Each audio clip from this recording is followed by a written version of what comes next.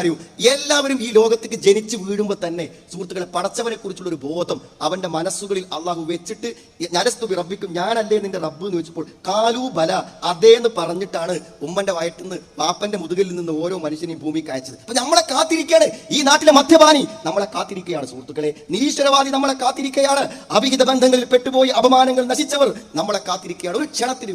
ഒരു ക്ഷണത്തിന് വേണ്ടി കാത്തിരിക്കുകയാണ്. അയാൾക്ക് അറിയില്ല എവിടെ പോകേണ്ടത്, എന്താ ചെയ്യേണ്ടതെന്ന് അറിയില്ല. ഒരു ക്ഷണത്തിന് വേണ്ടി കാത്തിരിക്കുകയാണ്. ഒരു ക്ഷണം മാത്രമേ ആവശ്യമുള്ളൂ സുഹൃത്തുക്കളെ. ആര് വിളിച്ചാലും വരും. നമ്മളെ വിളിയുടെ ശക്തി കൊണ്ടല്ല, നമ്മുടെ വാചാലത കൊണ്ടല്ല, ലഘുലേഖയുടെ ആകർഷണീയത കൊണ്ട് മാത്രമല്ല, മറിച്ച് പ്രകൃതിയിൽ അള്ളാഹുവിനെ കുറിച്ചുള്ള ഒരു തേട്ടം എല്ലാവരുടെ മനസ്സിലും ഉണ്ടെന്നാണ്.